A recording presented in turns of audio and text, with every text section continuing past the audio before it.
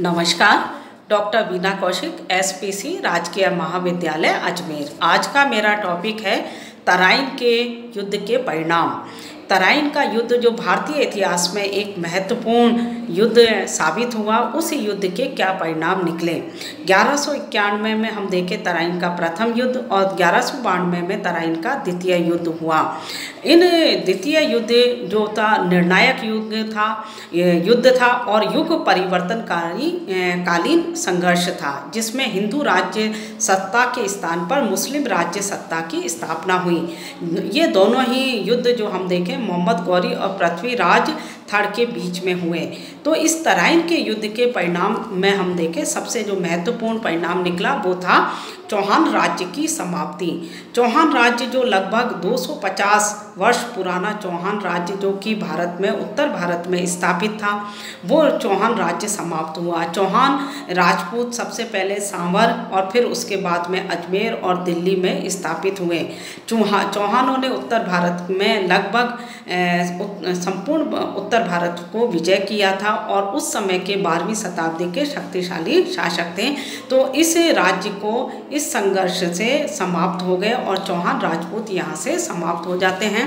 और पृथ्वीराज थड़ का जो पुत्र था गोविंद राज, वो कुतुबुद्दीन ऐबक की अधीनता स्वीकार कर लेता है और वो अधीनता स्वरूप उसको रणथंभौर का राज्य उसको दे दिया जाता है और वो अधीनता स्वरूप वो कुतुबुद्दीन को वार्षिक कर देना स्वीकार करता है। तो इस प्रकार से अजमेर, दिल्ली और सांवर से चौहान वंश समाप्त हो जाता है। तो ये एक महत्वपूर्ण परिणाम था। दूसरा था परिणाम निकला भारत में मुस्लिम राज्य की स्थापना होना।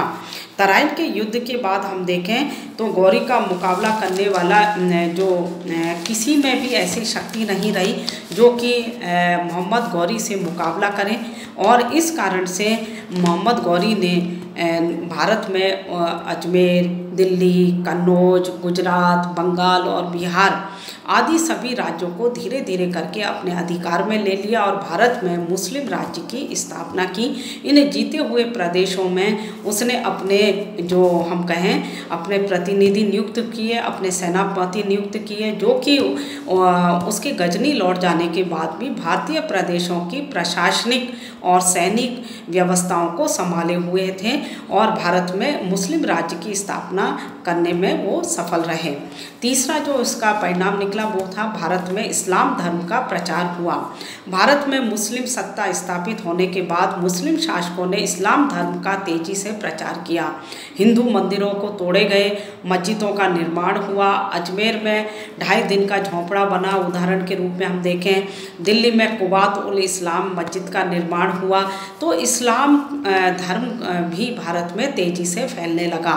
जो बौद्ध धर्म के जो चिन्ह थे, जो कि हम देखें भारत के उत्तर पूर्व के तरफ जो बंगाल बिहार में बौद्ध धर्म के जो केंद्र थे, उनको नष्ट किया गया मुस्लिम आक्रमणकारियों के द्वारा और वो मुस्लिम यहाँ से वो भागकर दक्षिण भारत में चले गए हैं और मंदिरों के स्थान पर मस्जिदों का निर्माण इस काल में प्रारंभ हुआ। उसके बाद हम देखें कि जो तीसरा महत्वपूर्ण परिणाम था कि मोहम्मद गौरी को अपार धन की प्राप्ति हुई। विभिन्न स्थानों पर, चाहे वो हम देखें उत्तर भारत के जो महत्वपूर्ण किले थे और उसके बाद गुजरात के आक्रमण में उसको महत्वपूर्ण धन प्राप्त हुआ, मथुरा में के आक्रमण में उसको धन की अपार प्राप्ति हुई। तो गौरी को ये बहुत सारा धन मिला। इस कारण से हम देखें तो उससे के कारण उसने अपनी सैनिक शक्ति को बहुत ज़्यादा बढ़ा लिया। उसके बाद अगला है धर्म और कला पर प्रभाव। हिंदू धर्म में बौद्ध धर्म और उनके केंद्रों को नुकसान पहुंचा। मंदिरों और मूर्तियों को नष्ट किया गया, है ना। इसके बाद में अगला है जो हम देखें 6 परिणाम निकला, राजनीतिक रूप से पराधीन व अंधकार के युग का प्रारंभ हुआ। अजमेर, गुजरात, कन्नौज, बंगाल, बिहार, बुंदेलखंड में हिंदू राज्य समाप्त हो गए। इस प्रकार से राजनीतिक, धार्मिक, सामाजिक, आर्थिक रूप से इस युद्ध के हम देखें महत्वपूर्ण परिणाम निकले। अब इस युद्ध में मोहम्मद गौरी की विजय के कारण क्या थे, तो विजय के कारणों में हम देखें तो उसकी गौरी की कुशल सैन्य व्यवस्था, गौरी ने अपने तेज गति के घुड़सवारों, रिजर्व सेना व तीर अंदाजों का कुशलता से उपयोग किया। इसके विपरीत पृथ्वीराज ने परंपरागत युद्ध नीति अपनाई जो समय के अनुकूल नहीं रही। और इसके अलावा जो और सेकंड कारण है कि भारत की गुप्तचर प्रणाली श्रेष्ठ नहीं थी। शत्रु भारतीय सीमा में प्रवेश कर जाते थे और शासकों को पता ही नहीं चलता था। और अगला है, गौरी ने धोखे और चालाकी का प्रयोग किया। सुबह के समय उसने आक्रमण किया और भागते हुए मुस्लिम जो हम देखें गौरी ने भागते हुए राजपूतों को मारना प्रारंभ किया। तो इस तरह से गौरी अपने इन कारणों से भी विजय हुआ। इसके अलावा पृथ्वीराज ने कई भूलें भी की।